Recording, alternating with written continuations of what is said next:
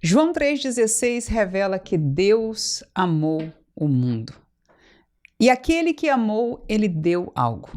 E ele deu algo por um propósito, pela sua vontade. E no capítulo 1 de João, nós vamos descobrir que nós somos a vontade de Deus. Vamos ao texto.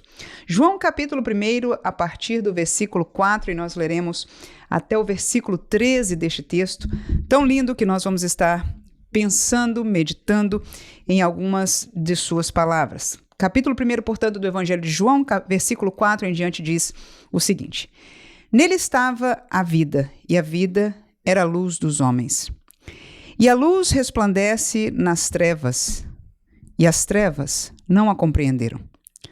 Houve um homem enviado de Deus, cujo nome era João. Este veio para testemunho, para que testificasse da luz, para que todos crescem por ele. Não era ele a luz, mas veio para que testificasse da luz. Ali estava a luz verdadeira, que alumia todo homem que vem ao mundo. Estava no mundo, e o mundo foi feito por ele, e o mundo não o conheceu. Veio para o que era seu, e os seus não o receberam. Mas a todos quantos o receberam, os que creem no seu nome, deu-lhes o poder de serem feitos filhos de Deus, os quais não nasceram do sangue, nem da vontade da carne, nem da vontade do varão, mas de Deus. Amém? Este é o texto que está proposto para nós meditarmos neste dia, e nós começamos estudando este Evangelho de João, que ele se refere a Jesus como verbo a princípio, e agora a palavra-chave muda de verbo para luz.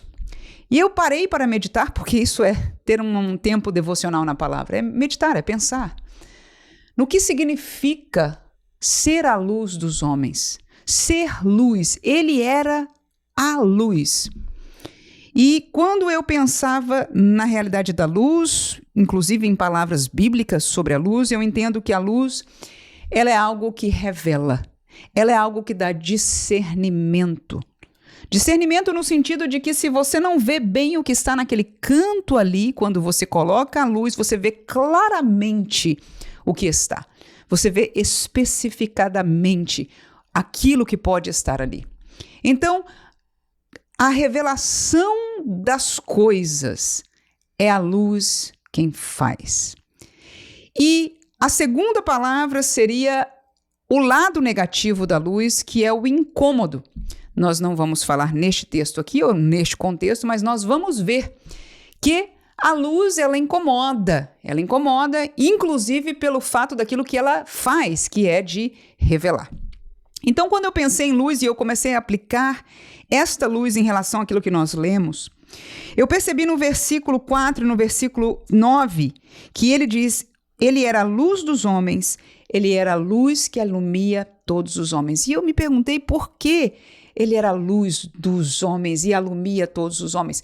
E neste sentido de revelar Jesus, a revelação de Deus em Jesus, veio trazer à tona, não é, a nível do mundo, a revelação de Deus, a realidade caída do homem, a realidade de perdição, a realidade de distanciamento de Deus e a possibilidade de se aproximar de novo de Deus. Até aquele momento, havia uma nação, e aqueles que chegavam junto da nação de Israel poderiam reconhecer que aquele povo tinha um Deus diferente, que não era adorado por estátuas, enfim, diferente dos demais pagãos, e que ele tinha uma lei moral, e estava escrita e etc. Podiam aprender algo deste Deus. Mas em Jesus, esta revelação veio a todos os homens, cumprindo aquilo que nós conhecemos e acabamos de falar de João 3,16, porque Deus amou o mundo de tal maneira. Alguns usam a Bíblia e tentam ainda conseguir conciliar que Deus oferece salvação ou seleciona para a salvação um grupo. Mas eu não vejo isso na palavra de Deus de maneira alguma. Eu vejo que Deus amou todo o mundo demográfico. E ele deu o seu filho, ele trouxe a luz para todos os homens. Aleluia. Esta foi a luz que alumiou todos os homens, conforme está escrito neste texto de João. Mas a seleção nós vamos encontrar em João 1, nós vamos encontrar em João 3 e vamos encontrar em toda a Bíblia Sagrada. Não está no querer de Deus, mas no receber do homem. Amém? Então nós aprendemos aqui que ele trouxe esta iluminação, esta revelação de Deus para todos os homens, da realidade que o homem se encontra e do caminho para se reencontrar com Deus. Logo depois, eu olhei e observei neste texto 3 colocações que esta luz verdadeira viveu, que Jesus viveu intervindo ao mundo. E todas as 3 que nós vamos falar primeiramente são negativas. A primeira diz: as trevas não compreenderam. A segunda diz: o mundo não o conheceu. E a terceira diz: os seus não o receberam. Ele que era luz, ele veio, conforme os textos proféticos, para um mundo que estava em trevas. E a realidade bíblica diz, e nós conhecemos bem, que Jesus veio para o mundo, mas o mundo não o conheceu, não o compreendeu. Na verdade, o texto que segue vai dizer que eles não quiseram, porque as suas obras eram más. O mundo não o conheceu, as trevas não compreenderam, mas pior do que tudo isso, a palavra de Deus aqui nos afirma que ele veio para o que era seu. Ou seja, havia um povo que ele chamava de seu povo. Havia um povo que já havia recebido uma revelação sobre ele, sobre o pai dele, sobre o amor do pai, aleluia, sobre o coração do pai, sobre o querer do pai, sobre aquilo que o pai fez e é. E esta é a divindade, e essa nação era a nação de Israel. Mas o texto aqui nos afirma aquilo que nós já sabemos. Ele veio para o que era seu. O seu é o seu povo, Israel, mas o seu não o receberam. No entanto, o versículo seguinte, que é um resumo daquilo que aconteceu na história de Jesus. Como nação, Israel não recebeu, mas dentro da nação, alguns o receberam. Isso nos dá a segurança de afirmar, não só neste texto, mas em vários da Bíblia Sagrada, mas este é um deles. Aleluia! Que este assunto de salvação é individual.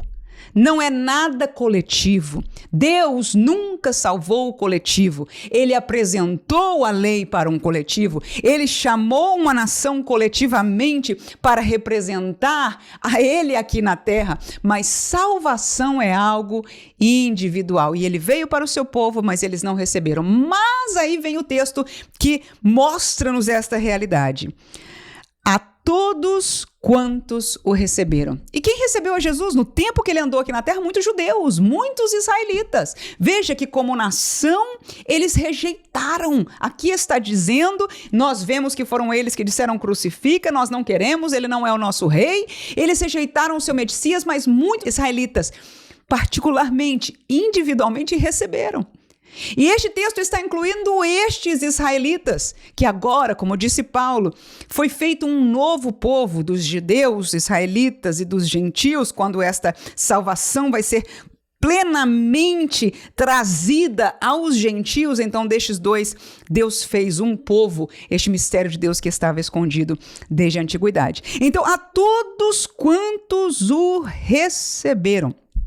Como que recebe? Está escrito aqui, aos que creem no seu nome, deu-lhes o poder de serem feitos filhos de Deus. Irmãos, quando eu li isso hoje,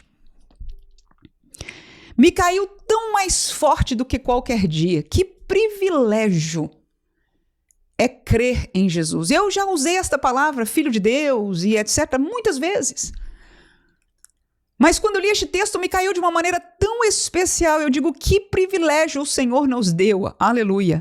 Todos aqueles que receberam, todos aqueles que creram no seu nome, deu-lhes o poder de serem feitos filhos de Deus. Ser filho de alguém importante, ser filho de alguém que tem poder, ser filho de alguém conhecido ou reconhecido, é algo extraordinário, de alguém que possa lhe proteger, lhe dar cobertura na vida, é algo extraordinário. Agora, este Deus não é mais um Deus, não é mais uma divindade morta. Este é o Deus criador dos céus e da terra, o Deus eterno que ninguém pode nem entender a sua grandeza. Por enviar a Jesus, ele deu àqueles que creram o poder de serem feitos, foram transformados e se tornaram, nós em nossa mera humanidade, em nossa pequenez, com todas as nossas falhas, nós que somos mortais de poucos dias, o Senhor nos deu, tão somente porque o recebemos, porque cremos no seu nome e entramos no caminho que ele propôs, o direito. Mais do que o direito, ele chama o poder de serem feitos filhos de Deus. Que nós possamos neste dia ser agradecidos a Deus por este privilégio e honrá-lo. Aleluia! Porque nós não nascemos do sangue, como diz aqui.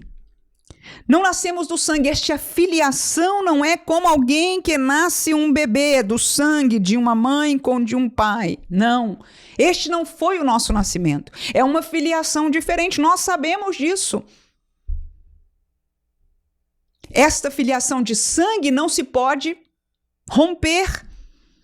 Mas como filho de Deus, assim como alguém no passado traiu a Deus, traiu esta filiação e quis se soltar dela, ofendeu o elo dela, isso pode acontecer, porque nós não nascemos do sangue. O texto diz, nem da vontade da carne, nem da vontade do varão, ou seja, não foi um homem, não foi uma mulher que decidiram, vamos ter um filho, né?